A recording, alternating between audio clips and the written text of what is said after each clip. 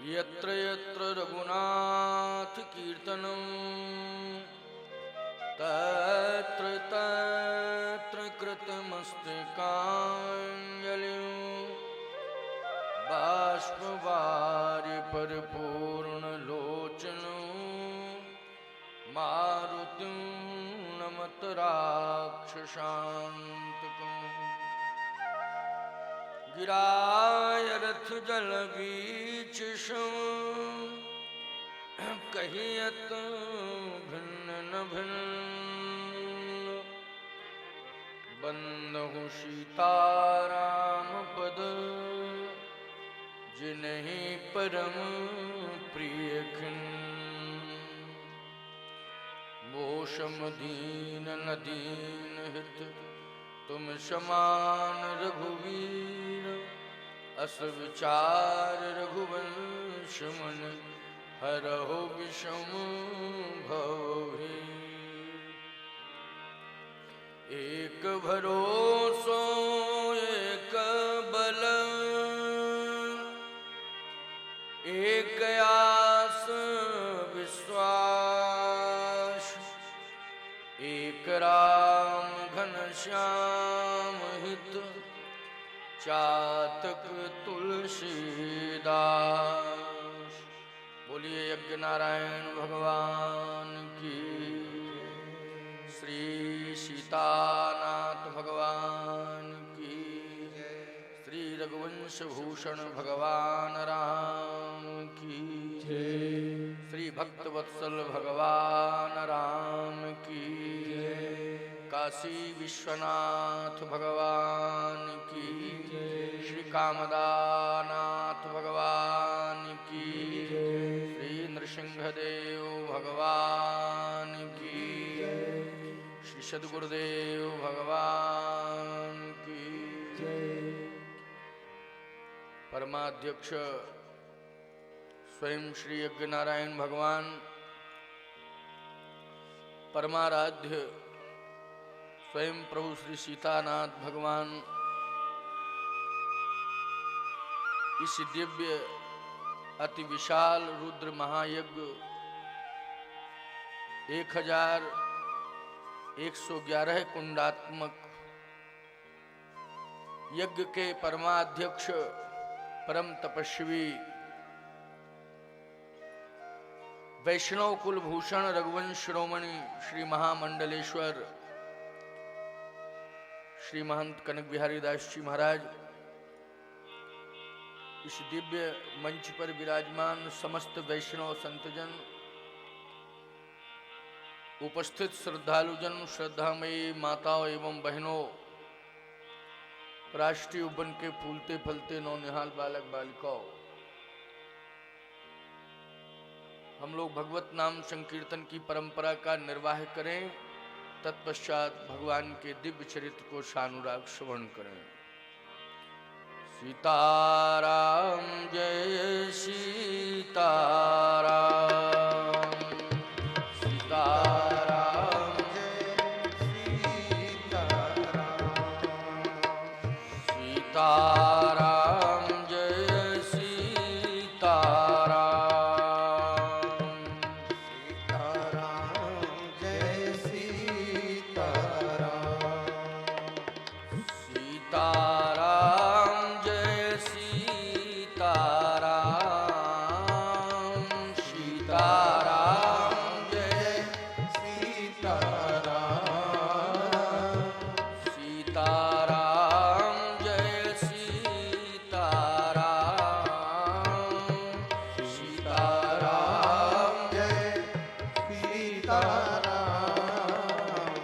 सीताराम जय सीताराम,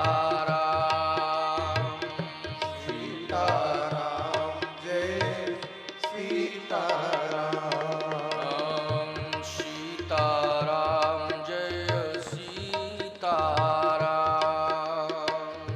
सीताराम जय सीताराम। कमला बिमला मिथिला धाम, कमला बिमला मिथिला धाम, कमला विमला मिथिला धाम, कमला विमला मिथिला धाम, अवध सरजू सीताराम, अवध सरजू सीताराम, अवध सरजू सीताराम, अवध सरजू सीताराम, सीताराम जय सीताराम, सीताराम जय सीताराम, सीताराम जय सीताराम, सीताराम जय सीताराम, सीताराम जय सीताराम। बोलिए श्री सीताराम नाम भगवान की, जय श्री यज्ञ नारायण भगवान की। जय। हम सभी श्रद्धालु भक्तजन श्री राम कथा श्रवण करने के लिए भावमयी भूमिका में बैठकर अति उत्साहित हैं। आज के प्रसंग में चूंकि श्री राम कथा क्रमानुसार चल रही है, इसलिए आज के प्रसंग में श्री विश्वामित्र जी महाराज प्रभु श्री राम को श्री लक्ष्मण जी के सहित प्राप्त करते हैं और यज्ञ की रक्षा के लिए यज्ञ स्थल पर श्री राम लक्ष्मण को ले जाते हैं। यज्ञ की रक्षा प्रभु श्री राम ने की। प्रभु श्री राम तो सबकी रक्षा कर रहे हैं। आज जो रक्षा हो रही है वो शासन और प्रशासन के द्वारा नहीं, बल्कि प्रभु श्री राम की कृपा से। जिसके ऊपर प्रभु श्री राम की कृपा है उसी की रक्षा हो रही है। शर्त यह है कि आप सब संकल्पित हो जाएं कि हमें धर्म की रक्षा करनी है। रामो विग्रहवान धर्मः। यदि आप धर्म की रक्षा करेंगे तो धर्म आपकी रक्षा करेगा। और धर्म क्या है? रामो विग्रहवान धर्मः। श्री राम ही धर्म है। धर्मो रक्षति रक्षता। जो धर्म की रक्षा करता है धर्म उसकी रक्षा करता है। इसलिए आप धर्म की रक्षा करेंगे तो प्रभु श्री राम आपकी रक्षा करेंगे। इसलिए आप सब धर्म की रक्षा में लग जाएं। आज यज्ञ की रक्षा ही धर्म की रक्षा है। यज्ञ नष्ट ना होने पावे, यज्ञ विधि पूर्वक संपन्न हो, यज्ञ में किसी भी प्रकार का विघ्न न आने पावे, यज्ञ में किसी भी प्रकार का अवरोध पैदा ना हो, यज्ञ में किसी के द्वारा विरोध पैदा ना हो, यही यज्ञ की रक्षा है और यही धर्म की रक्षा है। आप सब धर्म की रक्षा, यज्ञ की रक्षा के लिए कृत संकल्पित हो जाएं। विश्वामित्र जी महाराज ने यज्ञ प्रारंभ किया। प्रभु श्री राम ने कहा आप चिंता मत करो। यज्ञ शुरू हुआ। यज्ञ ब्रह्म मुहूर्त में शुरू हुआ।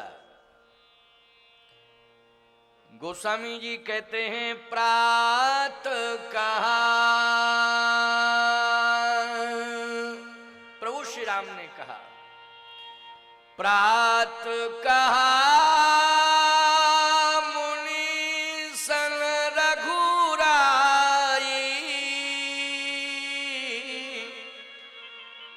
निरभय जग कर जाय। होम करना लागे मुनि झारी, आप रहे मख की रखवारी। भगवान श्री राम लक्ष्मण धनुष बाण लेकर के यज्ञ की रक्षा कर रहे हैं। मारीच सुबाहु आए, इनका वध हुआ। मारीच तो चला गया समुद्र के उस पार, बिन फर बाण राम तही मारा, सत जो जनगा सागर पारा। लेकिन सुबाहु का वहीं अंत हो गया, सेना के सहित अंत हुआ। अच्छा भाई, मारीच को भी मार देना चाहिए था। मारीच अगर मर जाता तो ईमानदारी के साथ बताओ, श्री राम जी के विवाह के बाद अयोध्या बालकांड में ही रामचरितमानस पूरा हो जाता कि नहीं? बोलो, बालकांड तक ही रामचरितमानस की रचना होती, आगे कैसे रचना होती? मारीच मर जाता तो आगे के कांड ही नहीं बनते। इसलिए जो विस्तार हुआ है वो मारीच के अभिनय से हुआ है। मारीच को मारना आवश्यक नहीं समझा प्रभु ने, इसलिए उसको लंका भेज दिया, समुद्र के उस पार। अच्छा बोलो भाई, सबसे बड़ा विश्व युद्ध किस नगर में होना है? सबसे बड़ा विश्व युद्ध कहां होना है? पाकिस्तान में? अरे भाई, विश्व युद्ध लंका में होना है। आप राम कथा सुन रहे हैं, इसलिए ध्यान से हमारी बात को सुनना। एक सज्जन बोले, महाराज ये पाकिस्तान की बात क्यों बीच बीच में आ जाती है? देखो, आप सब जानते हैं कि जितनी घिनौनी हरकतें कर रहा है विश्व के अंदर, वो केवल पाकिस्तान है। सबसे ज्यादा घिनौनी हरकत करने वाला यदि कोई है तो वो केवल पाकिस्तान है। आज पाकिस्तान बार बार यही कहता है कि कश्मीर मेरा है, कश्मीर मेरा है। मैं कहता हूं, जब तक भारत के अंदर एक भी हिंदू जिंदा रहेगा, पाकिस्तान कश्मीर की बात छोड़े, कश्मीर की तस्वीर नहीं ले सकता है। कश्मीर के ख्वाब छोड़ दे।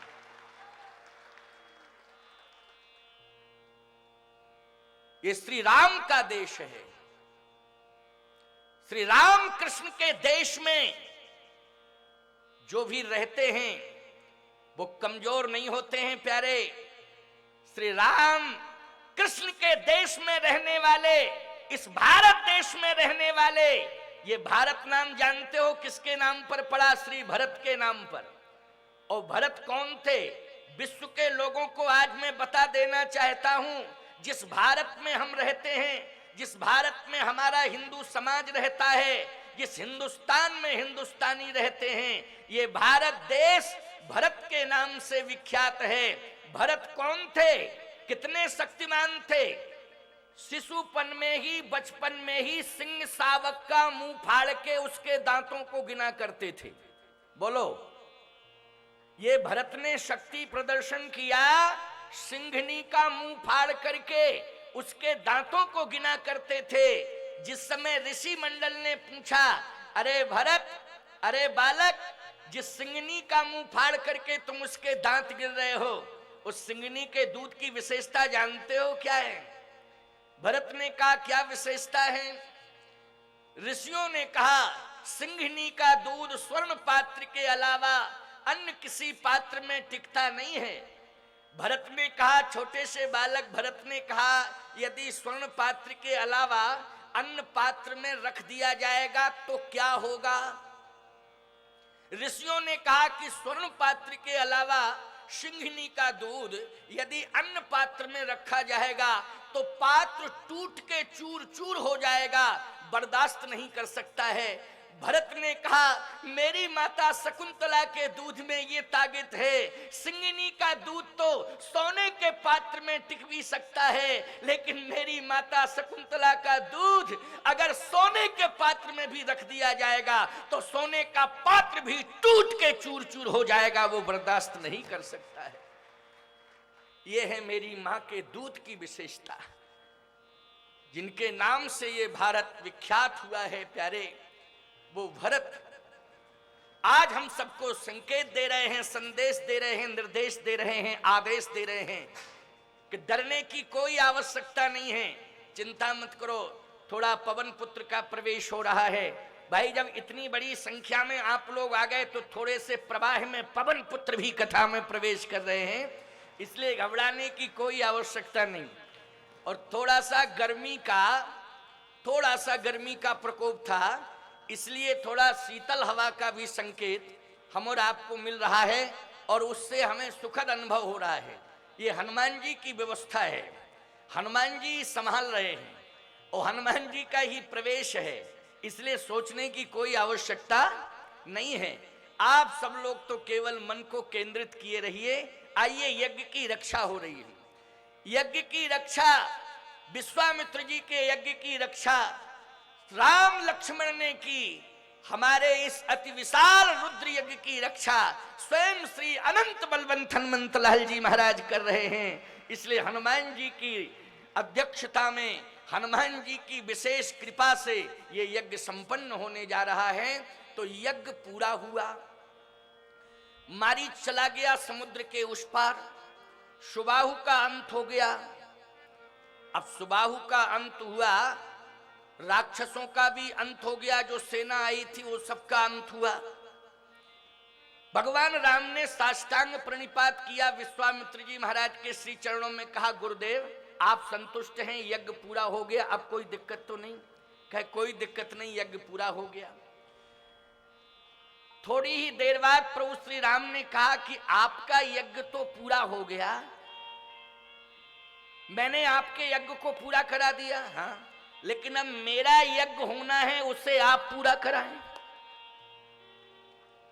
विश्वामित्र जी नहीं समझ पाए। विश्वामित्र जी ने तुरंत कहा राम भद्रजू, अभी अभी तो यज्ञ की पूर्णाहुति हुई और आप कह रहे हैं कि मेरा यज्ञ पूरा कराओ।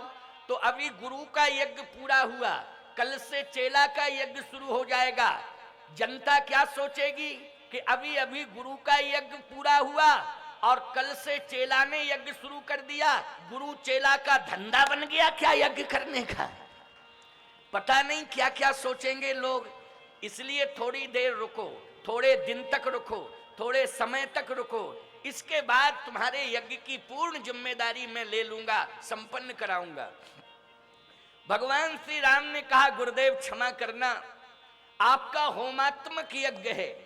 होमात्मक यज्ञ साल, 2 साल, 4 साल, 10 साल, 5, 15 साल विलंब से हो तो कोई दिक्कत नहीं। क्यों भाई?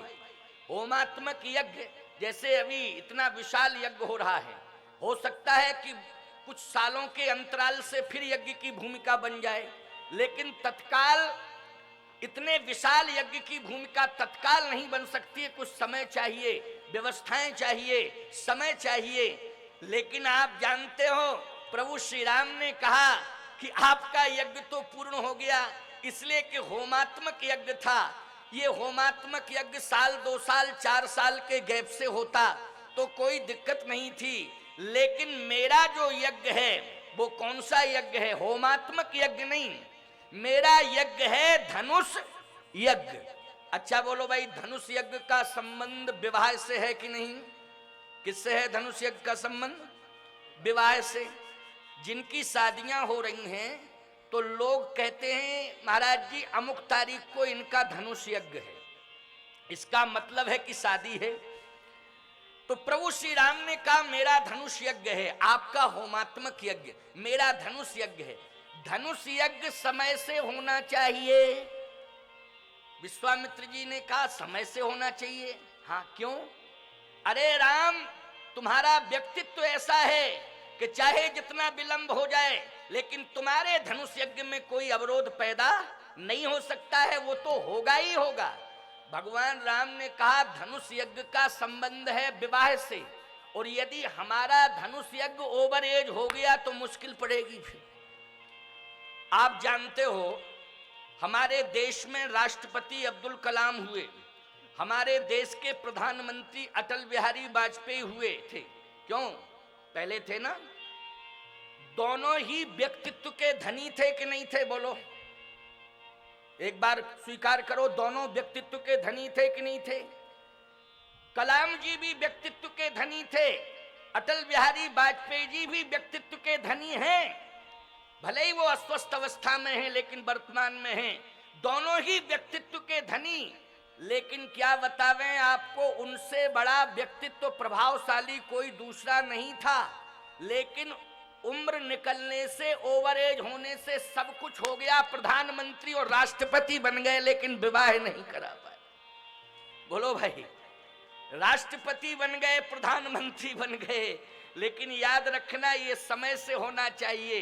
विवाह का एक समय होता है, एक अवस्था होती है। हम आज संकल्प लें, सीताराम जी के विवाह को सुनने के पहले हम भूमिका में ही आपको निर्देशित करना चाहते हैं। जिनके घर में बेटियां विवाह के लायक हो गई हैं, आज मैं इस मंच से कहना चाहता हूं कि मेरा आशीर्वाद उनके साथ है। वो समय से अपनी बेटी के हाथ पीले करके उसको ससुराल भेज दें, मेरा आशीर्वाद उनके साथ है। और श्री सीताराम जी कृपा बनाए रखें, क्योंकि आज बेटी के बहुत बड़ी समस्या है, और समस्या सबसे बड़ी विवाह की है, और विवाह समय से होना आवश्यक है। समय से ही बेटा बेटियों के विवाह संपन्न करना चाहिए। विश्वामित्र जी महाराज ने कहा, राम भद्रजू चिंता मत करो, ये सारी जिम्मेदारी मेरी है, चलो अच्छा जल्दी चलें। गोस्वामी तुलसीदास जी महाराज ने संकेत कर दिया, आगे हम इस प्रसंग को जल्दी बढ़ा रहे हैं, क्योंकि आपको समय से हम प्रसंग पूरा कर दें और समय से पूरा कर दें, और आपको समय से प्रवचन सुनाकर संतुष्ट कर दें, ये मेरा दायित्व है, ये मेरी जिम्मेदारी है। विश्वामित्र जी ने इशारा किया, चलो राम भद्रजू कहाँ उले धनुष जग, धनुष जग सुन रघुकुल नाथा, हरस चले मुनिवर के साथा। धनुष जग सुन रघुकुल नाथा, हरस चले रघुबर साथा। हरस चले मुनिवर के साथा, हरस चले मुनिवर के साथा। धनुष यज्ञ सुन रघुकुल नाथा, हर्ष चले मुनिवर के साथा। धनुष यज्ञ, लेकिन आगे चल के इसमें परिवर्तन आ गया। अगर ये लास्ट तक धनुष यज्ञ ही रहता तब तो मैं मान लेता कि ये धनुष यज्ञ है। अच्छा, धनुष यज्ञ विश्वामित्र जी अंत तक स्वीकार करते तो मैं मानता कि ये धनुष यज्ञ है, लेकिन विश्वामित्र जी ने आगे चल करके बयान बदल दिया।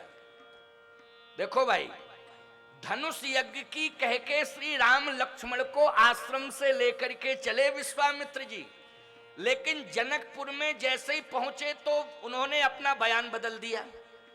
आप कहोगे महाराज जी बयान क्या बदला, धनुष यज्ञ मानी धनुष यज्ञ है, धनुष यज्ञ हुआ, धनुष टूटा, विवाह हुआ, यही तो कथा है और क्या। अरे यही तो कथा है, ये सब सुनते हो, जानते हो, तुम पढ़ते हो, लेकिन इसमें अंतर कहां पड़ा यही तो मैं बताने के लिए आया हूं। अगर तुम अंतर समझ गए होते तो हमारी क्या जरूरत थी कि हमको बुलाते हो कथा सुनते। यही सारे भाव, ये अंतर और ये अंतर कथाएं, यही सब बताने के लिए हम आए हैं। और आप इतनी विशाल संख्या में यहाँ विराजमान हो, दूरांचलों से लोग आए हैं, कई जनपदों से लोग आए हैं, मध्य प्रदेश ही नहीं, यहाँ उत्तर प्रदेश, राजस्थान, कहां कहां से लोग आए हैं। जैसा कि मैंने सुना है, यज्ञ का नाम सुन के दर्शन करने के लिए, कथा श्रवण करने के लिए, ये आपके जीवन का परम सौभाग्य है। इसलिए आज धनुष यज्ञ कह करके चले, चलो धनुष यज्ञ में चलें। धनुष जग सुन रघुकुल नाथा, हरस चले मुनि वर के साथ। प्रभु श्री राम चल रहे हैं, हरस चले मुनि। किसके साथ चले मुनि? देखो, भगवान राम जब अयोध्या से चले थे तो पुरुष सिंह दो वीर, हरस चले मुनि भय हरण। मुनि के साथ सिंह के समान श्री राम लक्ष्मण चल रहे हैं, सिंह के समान वीर हैं, आज विश्वामित्र जी के साथ चल रहे हैं। लेकिन जनकपुर में जब प्रवेश कर रहे हैं तो मुनि के साथ ही चल रहे राम लक्ष्मण। मैं आपसे एक प्रश्न करूं, आप अपने गांव में जहां आपका जन्म हुआ, उदाहरण दे रहा हूं, जहां आपका जन्म हुआ, आप अपने गांव में किसी के साथ चलें, हम समझेंगे आप पिता के साथ चल रहे, आप चाचा के साथ चल रहे, ताऊ के साथ चल रहे, बड़े भाई के साथ चल रहे। मैं कहता हूं आप छोटे हैं तो बड़ों के पीछे पीछे चलेंगे कि नहीं चलेंगे? गांव में पीछे पीछे चलेंगे, रिश्तेदारी में पीछे पीछे चलेंगे, व्यापार में पीछे पीछे चलेंगे, आपके बड़े अग्रज आपके आगे आगे चलेंगे। लेकिन मैं आपसे पूछना चाहता हूं, ससुराल में आप पीछे पीछे चलेंगे कि आगे आगे चलेंगे? बोलो बोलो भाई। गांव में आप सबको सम्मान देंगे, क्षेत्र में आप अपने से बड़ों को सबको सम्मान देंगे, दुनिया में आप अपने से बड़ों को सबको सम्मान देंगे। लेकिन ससुराल एक ऐसी है कि आपको सब सम्मान देंगे, क्योंकि ससुराल में आप नारायण के रूप में प्रवेश कर रहे हैं, भगवान के रूप में प्रवेश कर रहे हैं। बोलो, कर रहे हैं कि नहीं? अगर राष्ट्रपति भी आ जाए विवाह में, मान लो कोई बहुत प्रभावशाली परिवार है, राष्ट्रपति भी आ जाए, प्रधानमंत्री आ जाए, लेकिन ईमानदारी से बताओ प्रथम सम्मान किसे मिलेगा विवाह में? बोलो, प्रथम सम्मान दूल्हा को मिलेगा कि नहीं मिलेगा? सबने सिर हिलाया कि हाँ स्वामी जी आप ठीक कह रहे हैं, दूल्हा को मिलेगा, क्योंकि वो भगवान के स्वरूप में है, नारायण के स्वरूप में है। उस समय उसे इंसान नहीं माना जाता है। विवाह के समय उसके मस्तक पर एक ऐसा सेहरा बंधा होता है कि उसे सारी दुनिया भगवान के रूप में मानती है, इसलिए वो भगवान बन जाता है। आज गोस्वामी तुलसीदास जी महाराज लिख रहे हैं कि भगवान राम यज्ञ स्थल से आगे बढ़े तो किसके साथ बढ़े? कहे विश्वामित्र जी के साथ चले? बोले नहीं नहीं, आज तो विश्वामित्र जी ही राम जी के साथ चल रहे हैं। इसका प्रमाण बताओ कैसे चल रहे? धनुष जग सुन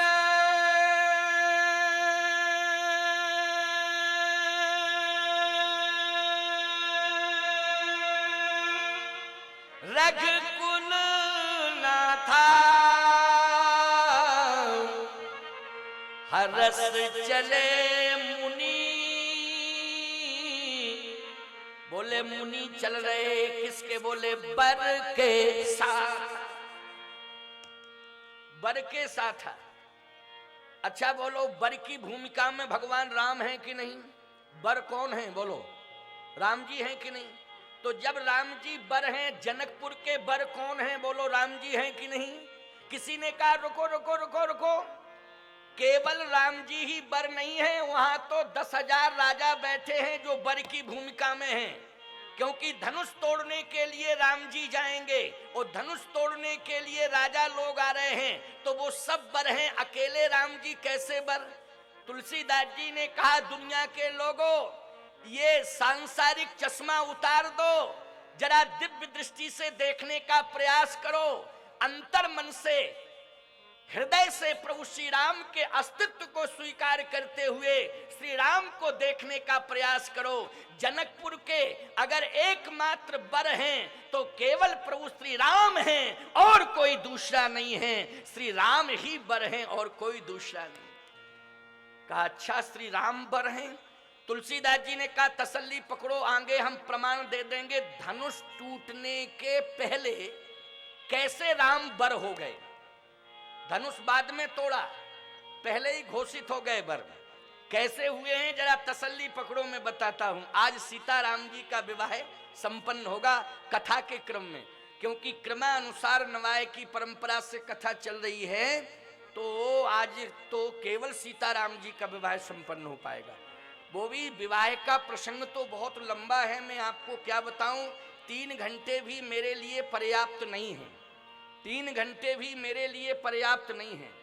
पूरी नवाय की कथा 9 दिन में पूरी हो जाए ये तो मेरे लिए संभव नहीं है। हाँ, हवाई सर्वे कर दूं तो जरूर पूरी हो जाएगी, बहुत फास्ट गति से कर दूं तो जल्दी पूरी हो जाएगी, 9 दिन में पूरी राम कथा हो जाएगी, नवाय कथा। ये कथा तो महीनों चल सकती है प्यारे, और मेरा मन नहीं मानता है। मैं जब किसी प्रसंग को श्रवण कराता हूं तो उसकी गहराई तक पहुंचने का प्रयास करता हूं, और आपको भी गहराई तक ले जाता हूं, ऐसा मेरा प्रयास रहता है, मेरा स्वभाव है, मेरे व्याख्यान की परंपरा ही यही है। तो आइए, आज मैं सीताराम जी के विवाह को संपन्न करा ही दूंगा, चिंता मत करना। थोड़ा सा मन को एकाग्र करके, क्योंकि आप तो एकाग्र मन से ही बैठे हैं और बैठते ही हैं, लेकिन कभी कभी मैं संकेत दे देता हूं, ये मेरा स्वभाव है। तो आए, भगवान श्री राम जैसे ही प्रवेश करते हैं, जनकपुर की ओर प्रस्थान करते हैं, प्रस्थान। अब भाई सीधे डायरेक्ट जनकपुर जाना चाहिए था, 2 रास्ते हैं। बक्सर सिद्ध आश्रम, जहां विश्वामित्र जी का आश्रम है, वो बक्सर में है। वाल्मीकि रामायण के मत से उस आश्रम का नाम है सिद्धाश्रम, और श्री रामचरितमानस की परंपरा में उस आश्रम का नाम है शुभ आश्रम। तो सिद्धाश्रम और शुभ आश्रम एक ही आश्रम है, अंतर नहीं है, केवल नाम में अंतर है। गोस्वामी तुलसीदास जी ने शुभ आश्रम कह दिया और वाल्मीकि जी ने सिद्ध आश्रम कह दिया, बस इतना अंतर है। सिद्धाश्रम शुभाश्रम, आश्रम एक है। और जैसे ही आगे बढ़े तो 2 रास्ते हैं, एक डायरेक्ट जनकपुर जाने का रास्ता है और दूसरा रास्ता गौतम ऋषि के आश्रम से होता हुआ रास्ता है। 2 रास्ते हैं।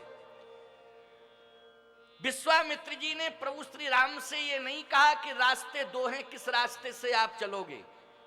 जब अयोध्या से चले थे तब तो कहा था कि एक रास्ता वह है जिसमें ताड़का नाम की राक्षसी रहती है, उस रास्ते से जल्दी आश्रम पहुंचा जा सकता है, और एक रास्ता घूम करके है, उसमें 6 महीने लग जाएंगे पहुंचने में। ये तो बात समझ में आ गई, ताड़का का वध करना था। राम जी ने तुरंत कह दिया कि नहीं नहीं, जिस रास्ते में ताड़का नाम की राक्षसी रहती है उसी रास्ते से चलना है। लेकिन जहां जनकपुर की यात्रा होनी है सिद्धाश्रम से, वहां 2 रास्ते हैं। एक रास्ता तो जनकपुर जाने का डायरेक्ट है, और एक गौतम ऋषि के आश्रम से होता हुआ जनकपुर पहुंचने का रास्ता। विश्वामित्र जी महाराज जानबूझ करके उस रास्ते से ले गए प्रभु श्री राम को जिस रास्ते में गौतम ऋषि का आश्रम पड़ता था, उसी रास्ते से ले गए। अब जैसे ही रास्ते को तय करने लगे, आगे बढ़े, तो ज्यों ज्यों राम जी बढ़े त्यों त्यों अशांति का अनुभव हो, अशांति का। अच्छा एक बात बताओ, आश्रम की ओर आप बढ़ते हैं तो शांति का अनुभव करते हैं कि अशांति का? शांति का अनुभव करते हैं। बल्कि विडंबना यह है कि हम गृहस्थ आश्रम में प्रवेश तो कर जाते हैं, लेकिन गृहस्थ आश्रम का रास्ता ज्यों-ज्यों हम तय करते हैं त्यों-त्यों अशांति का अनुभव करते हैं। वो लोग करते हैं कि नहीं करते हैं? गृहस्थ आश्रम में प्रवेश करने के बाद हम जब गृहस्थ आश्रम के रास्ते को तय करते हैं और ज्यों-ज्यों गृहस्थी में आगे बढ़ते हैं त्यों-त्यों अशांति का अनुभव करते हैं। क्यों? समस्याएं हमको अशांत बना देती हैं, समस्याएं हमको उलझा देती हैं। इसलिए आश्रम बनाए गए हैं कि जब गृहस्थ जीवन में अशांति का अनुभव होने लगे तो ये संसार के गृहस्थियों, आश्रम में जाकर के शांति का अनुभव कर लिया करो, संतों के चरणों में बैठ करके शांति का अनुभव कर लिया करो।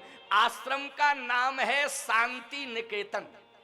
बोलो, आश्रम का एक नाम क्या है? शांति निकेतन, शांति निकेतन।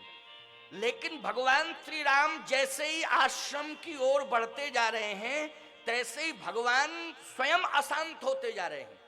जबकि भगवान शांताकारम भुजगशयनम पद्मनाभम सुरेशम, बोलो शांताकारम है कि नहीं? लेकिन शांताकारम भगवान अशांत होता जा रहा है। इसका कारण क्या है? प्रेमी श्रद्धालु श्रोताओं, अभी अभी कारण सामने आया जाता है, चिंता मत करो। आश्रम नजदीक आया तो अशांति और बढ़ी।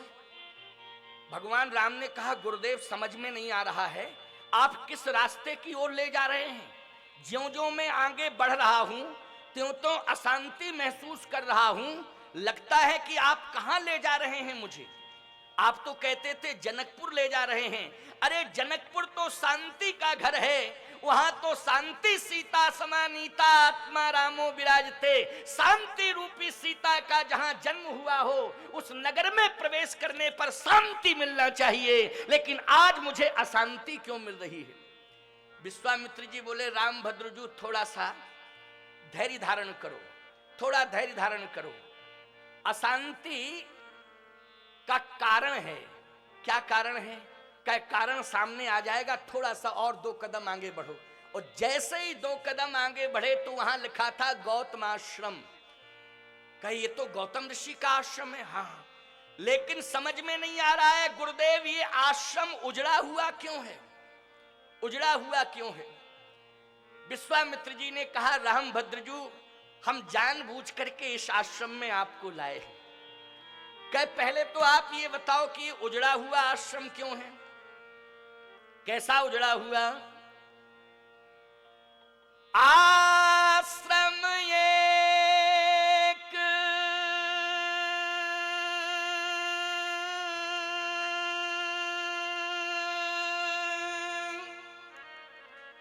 दीख मग माही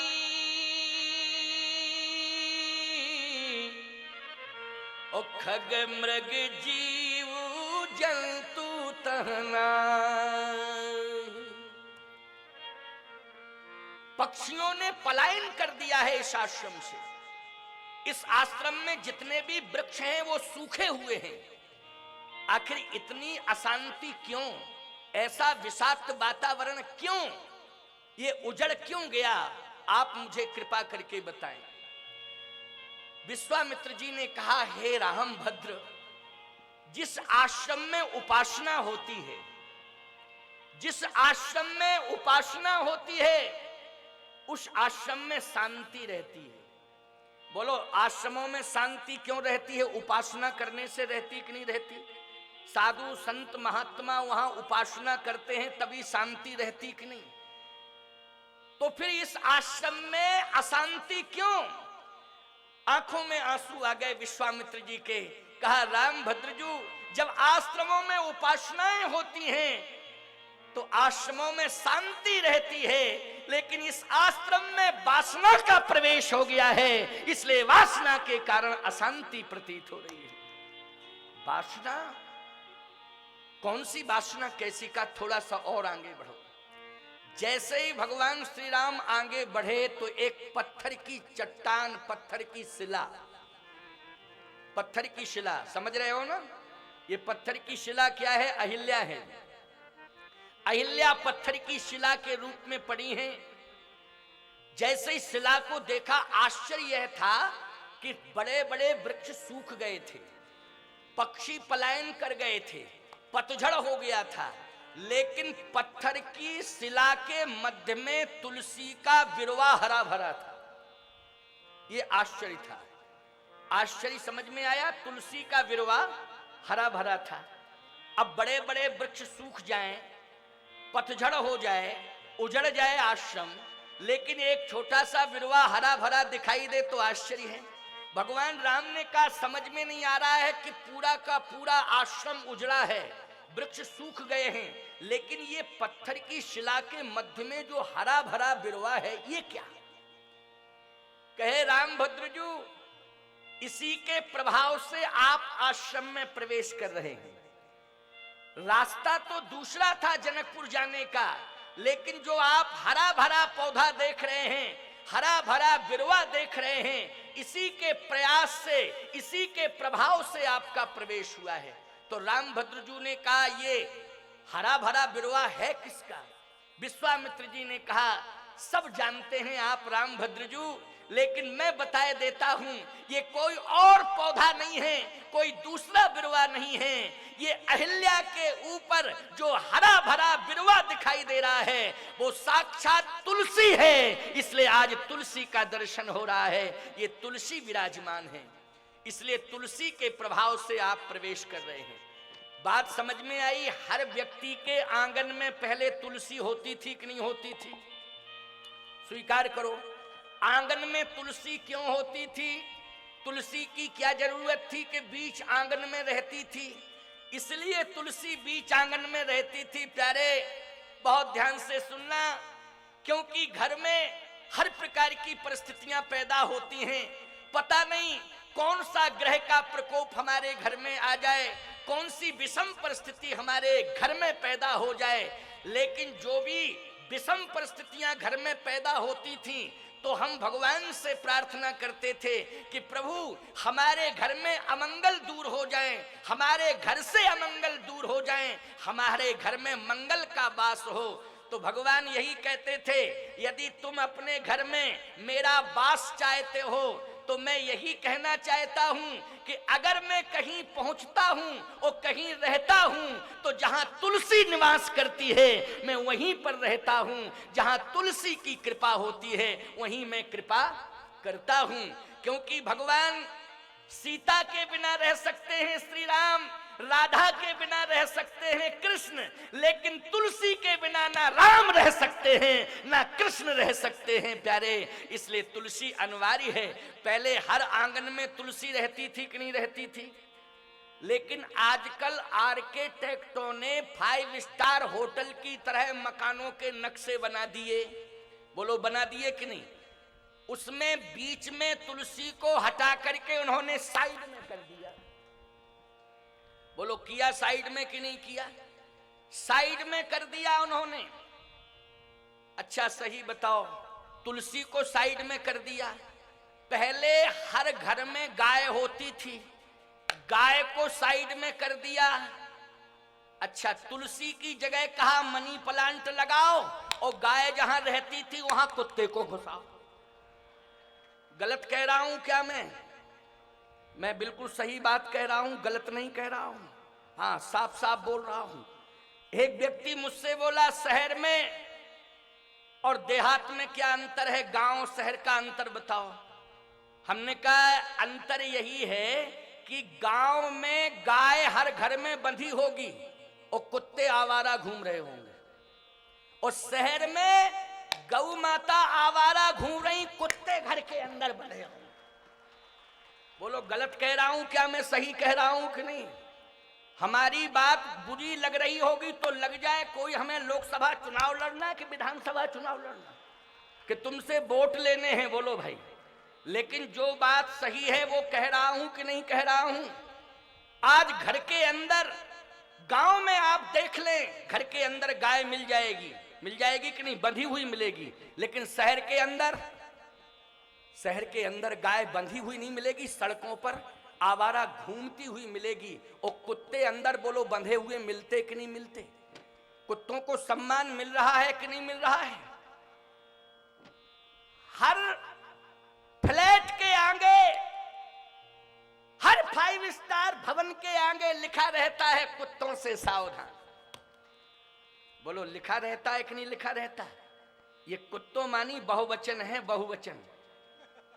नेम प्लेट पढ़ के ही समझ लेना चाहिए, कुत्तों से सावधान। इस घर में इंसान नहीं रहता, सब कुत्ते ही कुत्ते रहते हैं। इंसान खोजे नहीं मिलेगा तुमको। हमारी बात कड़वी लग रही होगी, कड़वी लग जाए प्यारे, हमें इस बात की चिंता नहीं है। लेकिन मैं बात कहूंगा तो यथार्थ कहूंगा और सत्य कहूंगा। इसलिए सुधरने की कोशिश करो, प्रयास करो। आज अहिल्या का उद्धार होने जा रहा है तो मैं दावे के साथ कहना चाहता हूं, उसमें तुलसी मां की कृपा है और किसी दूसरे की नहीं है। केवल तुलसी उद्धार करना चाहती है। छोटी सी तुलसी स्थापित है। आज उसके प्रभाव से ही प्रभु श्री राम प्रवेश कर रहे हैं। बहन बेटियों माताओं, संकल्प ले लो, तुलसी को सम्मान दो। भाइयों, तुलसी को सम्मान दो, तुलसी को उपेक्षित मत करो। तुलसी किसी कोने में नहीं रहना चाहिए। तुलसी हमारे भवन के मध्य में, जहां हमारे भगवान का मंदिर हो, वहीं पर स्थापित होनी चाहिए। भले ही आप छोटे से गमले में ही उसे स्थापित करें, लेकिन सम्मानित रूप से स्थापित करें। यह हमारा आदेश है, संकेत है, संदेश है। और प्रयास यह करना चाहिए कि तुलसी सूखने ना पावे। अगर तुलसी सूख रही है, उसके पहले एक बगल से हरी तुलसी रोपित कर देना चाहिए। गमले में सूखी तुलसी दिखाई नहीं देना चाहिए, ऐसा प्रयास करना चाहिए। तुलसी अगर हरी भरी रहेगी तो आपका घर परिवार भी हरा भरा रहेगा, तुलसी माँ के आशीर्वाद से।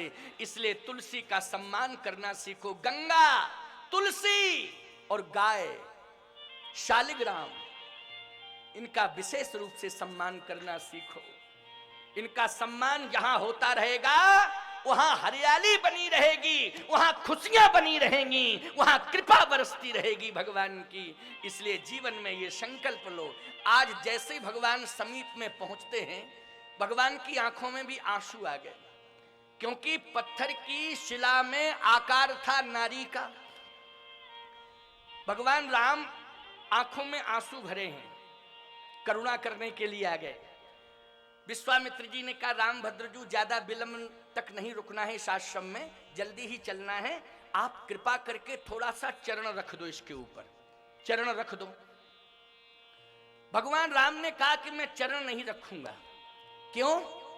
इसलिए कि ये ऋषि पत्नी है। बोलो, ऋषि पत्नी है कि नहीं? और भगवान राम क्षत्रिय वंश में पैदा हुए। बोलो, किस वंश में पैदा हुए हैं? रघुवंश में। एक सज्जन कह रहे थे, महाराज जी आप रघुवंशियों के यज्ञ में आए हैं, इसलिए आप रघुवंशियों की चर्चा ज्यादा कर रहे हैं। भाई, कहने वाले लोग हैं, कहते हैं। अब बड़े संकोच में उन्होंने कहा, पैर पकड़ लिए। मैं नौलखी आश्रम में ठहरा हूं ना, जो बेतवा के घाट पर है, बड़ा नौलखी, जहां पर स्वामी श्री जगन्नाथ दास जी महाराज ने तपस्या की। बड़े तपस्वी संत हो गए पूज्य स्वामी श्री जगन्नाथ दास जी महाराज। उसी घाट पर उन्होंने तपस्या की। ऐसे महान तपस्वी की तपस्थली पर हम ठहरे हुए हैं। तो उन्होंने कहा, महाराज जी रघुवंशियों की चर्चा। मैंने कहा, सुनो, एक बात मैं बता रहा हूं, बिल्कुल अन्यथा मत लेना। वैसे मैं संत हूं, सब पर मोर बराबर दाया, सबके ऊपर मेरा समान रूप से आशीर्वाद है, समान रूप से कृपा है।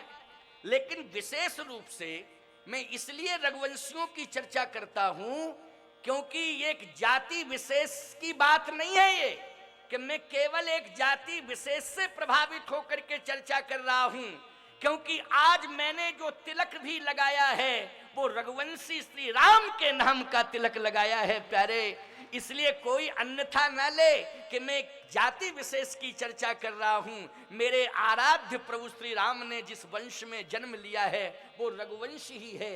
इसलिए मेरे आराध्य हैं प्रभु श्री राम, उनके नाम का हम तिलक लगाए हुए हैं, उनके नाम की हम रोटी खाते हैं, उनके नाम की हम माला पहने हैं। और एक बात मैं आपको कह देना चाहता हूं, श्री राम जी ऐसे कृपालु हैं, अकारण करुणा बरुणालय, कि चाहे जिस जात में पैदा व्यक्ति क्यों ना हुआ हो, चाहे जिस वंश में व्यक्ति पैदा क्यों ना हुआ हो, लेकिन मैं दावे के साथ इस बात को कह रहा हूं, संसार में यदि किसी भी वंश में कोई पैदा क्यों ना हुआ हो, लेकिन हृदय में यदि धारण किए है, तो वो प्रभु राम को धारण किए है।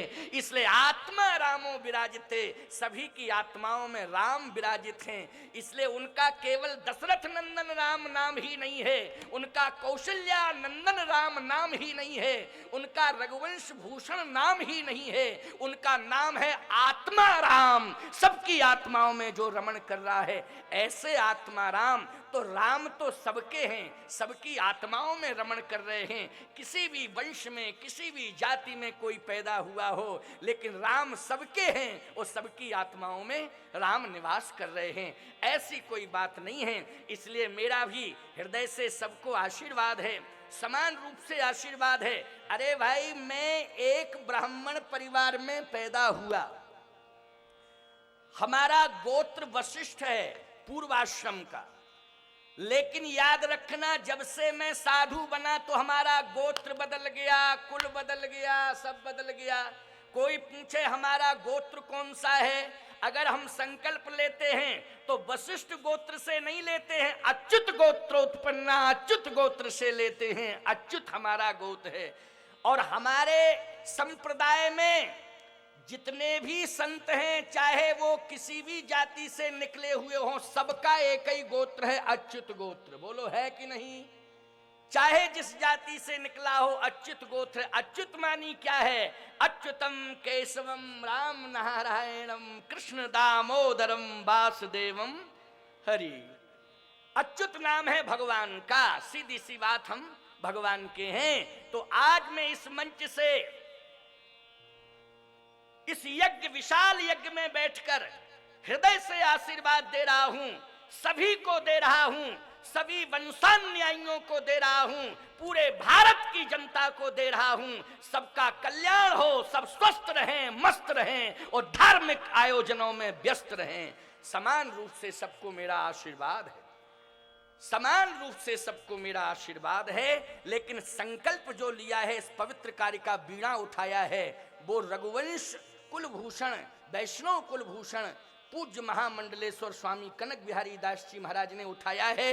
अगर वो महापुरुष तपस्या न किए होते, अगर वो महापुरुष इतनी बड़ी साधना न किए होते, ईमानदारी से बताओ, ये महाकुंभ का दर्शन आपको कैसे हो पाता? ये तो उस महान तपस्वी महात्मा की कृपा है। इसलिए उस महापुरुष के निश्चित रूप से हम बार बार उस महापुरुष का नाम लेकर के उसका गुण गाएंगे, क्योंकि वो निश्चित रूप से तपस्वी हैं, साधक हैं, महात्मा हैं। भले ही रघुवंश में वो पैदा हुए हैं, लेकिन वो अच्युत गोत्री हैं, महात्मा हैं, हमारे रामानंद संप्रदाय के संत हैं। इसलिए हम सब एक परिवार के हैं। इसलिए हम सब उन महापुरुषों के इस दिव्यतम प्रयास के निश्चित रूप से ऋणी हैं और रहेंगे। और उस महापुरुष के साथ हम सभी संत अपनी तपस्या को जोड़े हुए हैं कि वो दीर्घायु बने रहें और ऐसे ही विशाल यज्ञ कराते रहें। उस महापुरुष के लिए मेरे हृदय से आशीर्वाद है। क्योंकि मैं रामानंदाचार्य पद पर बैठा हूं, रामानंद संप्रदाय का आचार्य हूं, इसलिए मुझे आशीर्वाद देने का अधिकार है। इसलिए आज मैं उस महापुरुष को भी आशीर्वाद दे रहा हूं, आचार्य होने के नाते। वैसे तो सभी संत हैं, सभी साधु हैं, लेकिन पद पर बैठा हूं, इसलिए मुझे आशीर्वाद देने का अधिकार है, साधुवाद देने का अधिकार है। तो आए सुने जरा। विश्वामित्र जी महाराज ने कहा चरण रख दो। राम जी ने कहा नहीं, हम क्षत्रिय कुल में पैदा हुए हैं और ये ऋषि पत्नी है। हमारे यहाँ की परंपरा है कि हम ऋषियों को प्रणाम करते हैं, पैर छूते हैं, पैर रखते नहीं हैं। और ये गौतम ऋषि की पत्नी है, इसलिए हम कैसे पैर रख दें? विश्वामित्र जी महाराज ने कहा, हे रामभद्रजू, हम गुरु की भूमिका में और तुम शिष्य की भूमिका में हो। गुरु अगर शिष्य को आदेश दे तो आदेश का पालन करना चाहिए कि नहीं करना चाहिए? करना चाहिए कि नहीं? लक्ष्मण जी बोले, गुरुदेव, अगर गुरु ने भांग खा ली हो तो आदेश देता। राम जी बोले, तुम चुप रहो, चुप रहो, चुप रहो। लक्ष्मण जी बोले, हम इसलिए कह रहे हैं कि जब आप परिचय दे रहे हैं कि क्षत्रिय वंश अवतंश हैं और ऋषि पत्नी है, अगर ऋषि पत्नी के ऊपर पैर रखेंगे बदनामी होगी कि नहीं होगी? और बदनामी इतनी ज्यादा होगी कि देखो, मर्यादा का पालन नहीं किया, डायरेक्ट पैर रख दिया ऋषि पत्नी के ऊपर। विश्वामित्र जी ने कहा, हे छोटे ठाकुर लक्ष्मण कुमार, तुम नहीं समझते हो, हम होश हवास में बोल रहे हैं, हम होश हवास में बोल रहे हैं। तुम नहीं जानते हो कि राम कौन है। मैं जानता हूं कि राम कौन है, मुझे मालूम है कि राम कौन है। प्रभु अवतरे हरन मही भारा। देखने में ये तुम्हारे बड़े भाई राम लग रहे हैं, लेकिन संपूर्ण संसार की दृष्टि में, महात्माओं की दृष्टि में ये केवल राम नहीं है, ये प्रभु श्री राम हैं, ये परमात्मा राम हैं। इसलिए आज मैं इनके व्यक्तित्व को जानता हूं।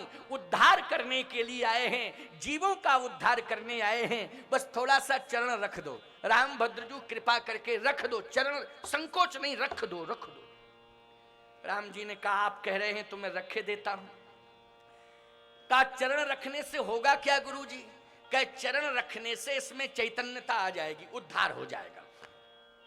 भगवान राम ने चरण रखा। अच्छा, जैसे ही चरण रखा तो न हिली न डुली न बोली।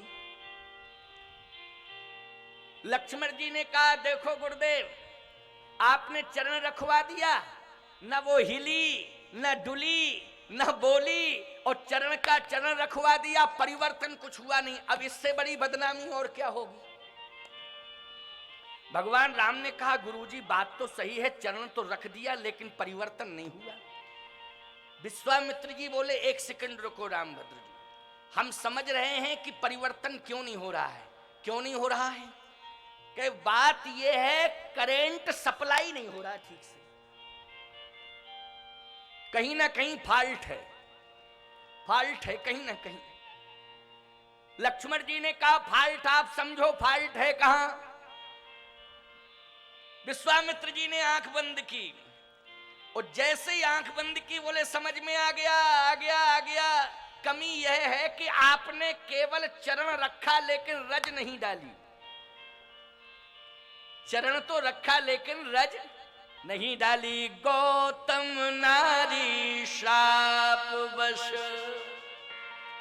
उपल देह धर धीर, और चरण कमल रज चाहती, कृपा करहु रघुवीर। चरण कमल रज, रज चाहती है इसलिए रज और डालो। लक्ष्मण जी बोले चरण रखवा दिया परिवर्तन नहीं हुआ, और रज अगर डलवा दी जाएगी फिर भी परिवर्तन नहीं होगा, तब क्या होगा? विश्वामित्र जी ने कहा एक बार हमारी बात मान लो और रज डाल दो रामभद्रजू, रज डाल, एक बार मेरी बात मान के रज डाल दो। राम जी ने कहा रज डालने से परिवर्तन होगा। अब जरा ध्यान से सुनना, थोड़ा पवन का वेग है, चलता रहेगा, यज्ञ भगवान रक्षा करेंगे, पवन देवता भी रक्षा करेंगे, थोड़ा मौसम का प्रभाव है, इसलिए कहीं कोई घबराने की आवश्यकता नहीं है। सब यज्ञ भगवान संभालेंगे, हनुमान जी स्वयं संभालेंगे। मैंने हनुमान जी के ऊपर सारी जिम्मेदारी छोड़ दी है, इसलिए हनुमान जी ही सब संभालेंगे, मारुति नंदन सब संभालेंगे। मारुति नंदन की कृपा से ही ये यज्ञ संपन्न हो रहा है। हम लोगों को सोचने की जरूरत नहीं है, हम लोगों को कुछ नहीं सोचना है, हम तो हनुमान जी पर छोड़ दिए हैं। तुम सब हनुमान जी पर छोड़ दो, हनुमान जी रक्षा करेंगे। इसलिए देखो धीरे धीरे करके हनुमान जी शांत वातावरण करते जा रहे हैं, और आप लोग बस हनुमान जी के नाम पर मन को एकाग्र करिए। तुम रक्षक काहू को डरना, सब सुख लहें तुम्हारी शरणा, और तुम रक्षक काहू को डरना। इसलिए हनुमान जी रक्षा कर रहे हैं, हमें डरने की कोई आवश्यकता नहीं है। तो चरण कमल रज चाहती, कृपा करहु रघुवीर। चरण कमल रज, थोड़ा सा रज दे दीजिए। भगवान राम ने कहा कि रज डालने से क्या परिवर्तन होगा? लक्ष्मण जी ने भी कहा कि रज डालने से परिवर्तन होगा। विश्वामित्र जी ने कहा रज डालने से परिवर्तन होगा। कैसे होगा? का अहिल्या का जो पतन हुआ है वो रज से ही हुआ है। अहिल्या का जो पतन हुआ है वो रज से हुआ है। अब अहिल्या का उद्धार होगा तो रज से ही होगा। अब लक्ष्मण जी ने कहा विनम्र प्रार्थना है मेरी कि जो रज पतन का कारण बन सकती है वो रज उद्धार का कारण कैसे बनेगी? क्योंकि रज ने तो पतन किया है, अब रज उद्धार कैसे करेगी? विश्वामित्र जी ने कहा रज रज में अंतर है। क्या अंतर है? का अहिल्या का जो पतन हुआ था वो रज से, और उद्धार भी रज से।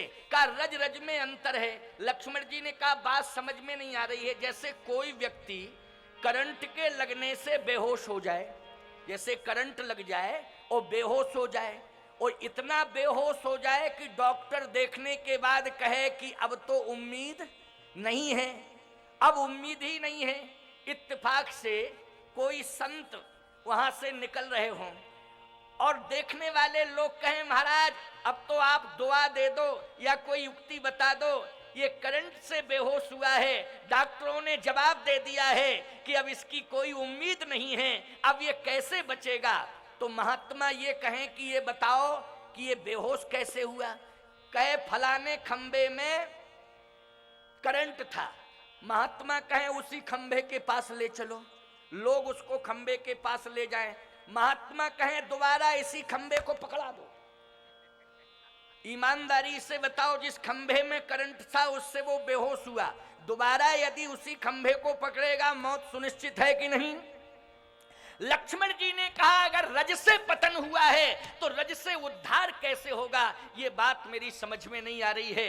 विश्वामित्र जी ने कहा मैं समझाता हूं, रज रज में अंतर है। क्या अंतर है? का अहिल्या का जो पतन हुआ है वो काम रज से हुआ है, लेकिन अब अहिल्या का उद्धार होगा वो राम रज से होगा। इसलिए राम रज से ही जीव का उद्धार होता है। राम